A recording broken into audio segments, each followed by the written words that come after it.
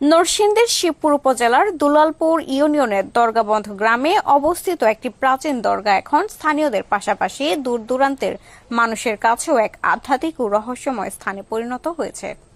দরগা প্রাঙ্গণে থাকা প্রায় ৩০০ বছরের পুরনো একটি গাবগাছ ও একটি বিশাল বটগাছ এই স্থানের প্রধান আকর্ষণ।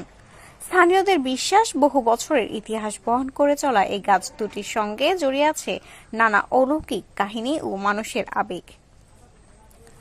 ওই গাছ দুইটা উপরের নামের উপরে, দরগার নামের উপরে গ্রামের উৎপত্তি।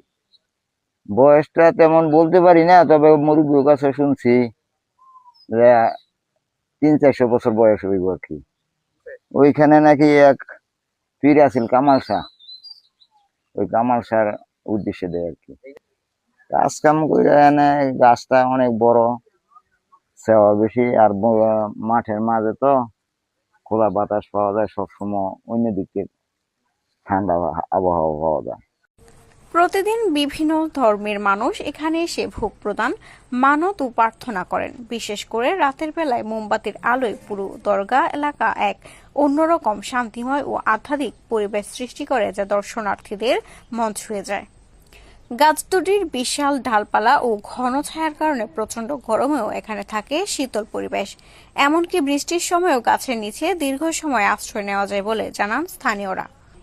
কেউ আসেন মনের শান্তির খোঁজে, কেউ প্রকৃতির সৌন্দর্য উপভোগ করতে, আবার কেউ স্মৃতিবন্দী করতে, ছবি তুলতে। মধ্যনগর ও দরগাবন্ধ গ্রামের সংযোগস্থলে অবস্থিত এই স্থানটি ধীরে ধীরে একটি দর্শনীয় ও ঐতিহ্যবাহী স্থানে পরিণত হচ্ছে। সব মিলিয়ে প্রাচীন এই দরগা ও রহস্যময় দুই গাছ শুধু ধর্মীয় বিশ্বাসের কেন্দ্র নয়, বরং স্থানীয় সংস্কৃতি, ইতিহাস এবং প্রকৃতির এক অনন্য নিদর্শন হিসেবেও পরিচিতি লাভ করেছে। রিপোর্ট মামুনুল হক শুভ, শিক্ষানবিশ প্রতিনিধি, নরসিংদী টিভি।